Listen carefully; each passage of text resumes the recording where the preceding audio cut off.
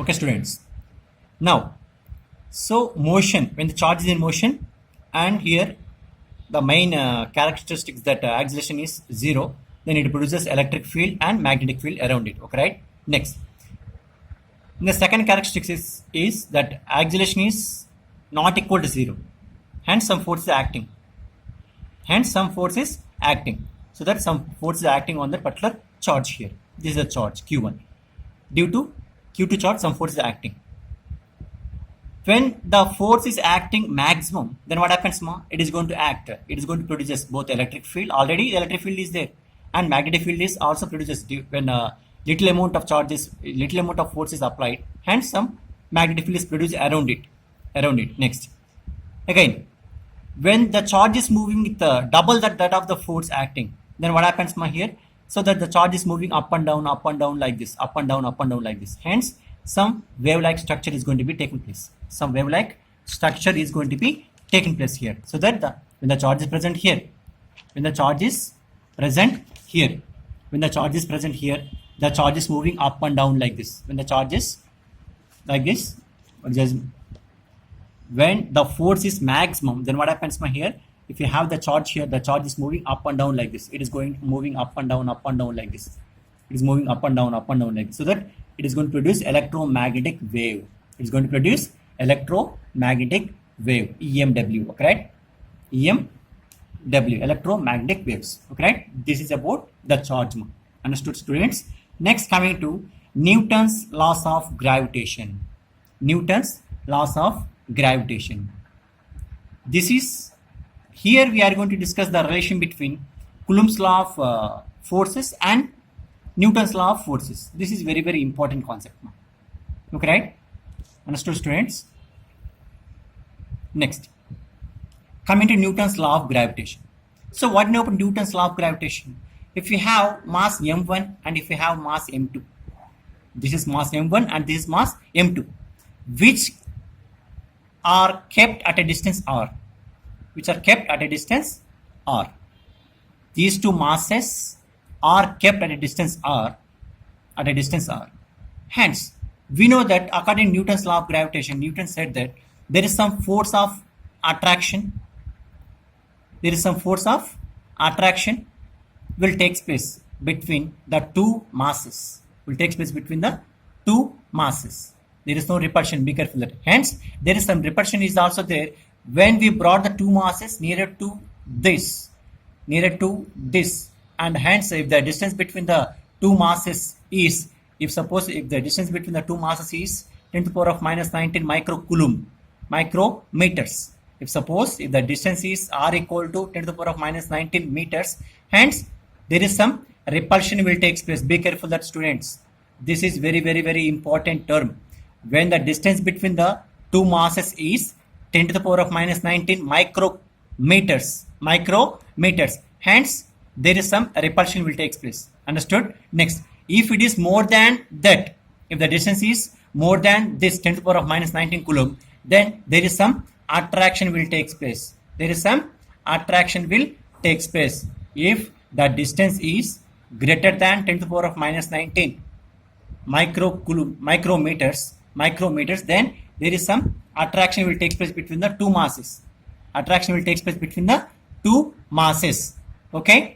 Now, so what do you know about Newton's law of gravitation? Newton said that there is force of attraction or repulsion takes place between the two masses when kept at a distance r. And force acting between the two masses is directly proportional to force acting between the two masses when kept at a distance r. Is directly proportional to product of their masses m1 and m2. And force acting on these two masses is inversely proportional to square of the distance between them. R square. This is equation 1. This is equation 2. If you combine these two, then what happens here? F proportional to m1 m2 upon r square. If you remove this proportionality constant, then we can have that F is equal to capital G m1 m2 upon r square. This G is what ma? G is nothing but what ma? Universal gravitational constant. Universal gravitational constant. Gravitational constant. Gravitational constant. This is very, very, very, very important. Universal gravitational constant. Okay? Understood, students? This is universal gravitational constant. So this is about F is equal to G m1 m2 upon r square. G is equal to universal gravitational constant. You already know about that. This is value is 6.63 in 10 to the power of minus 9,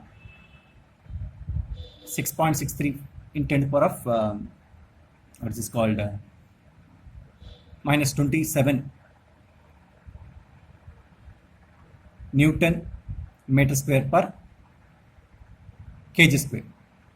Okay, 6.63 in 10 to the power of minus 27 Newton meter square per kg square. Understood, students? This is G value.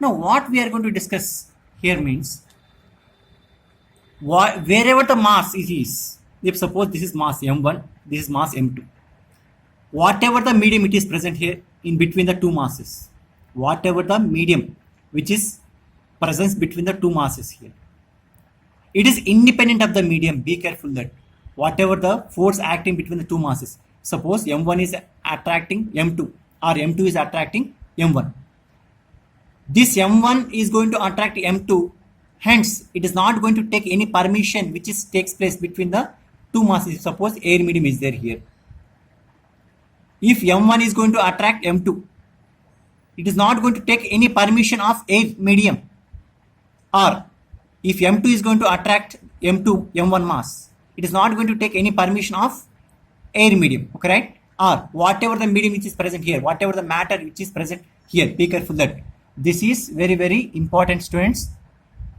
This is very, very important. Okay, right? So whatever the medium which is present here, what we are going to say is Newton's law of gravitation. The masses are going to attract each other. Here, these two masses are going to attract each other. It is independent of the medium which is present here. Independent of the medium present here. So according to Coulomb's law,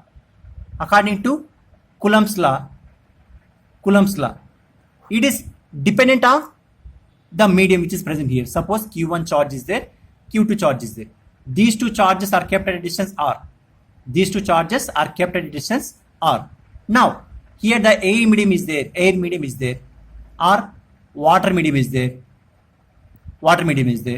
If suppose Q1 charge is going to attract Q2 charge, this Q1 charge must and should ask the permission of air medium or water medium. If this Q2 charge is going to attract the Q1 charge, it must ask the permission of water. Okay, right? Understood, students? This is the relation between Newton's law of gravitation and Coulomb's law of forces. Okay, understood, students? This is very, very important. According to Newton's law of gravitation, it is independent of the medium.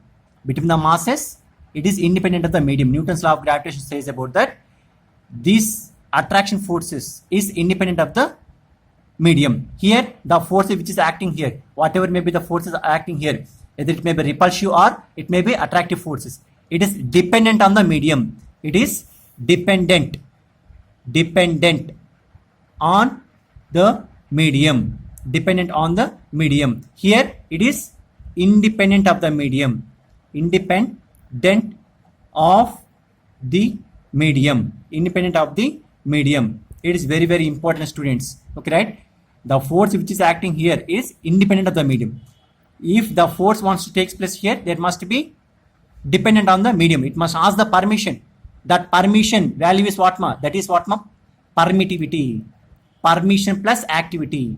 Permission plus activity. We already know about that. How much the value it is? 8.85 into 10 to the power of minus 12 Coulomb square per Newton meter square. We already know about that. Okay, right? Understood, students? This is very, very important concept. Understood, students? Right now, this is our concept oriented class about electrostatics. It is also other topic of another remedy for electric charges and fields. Okay, right? This is about electric statics. Okay, students.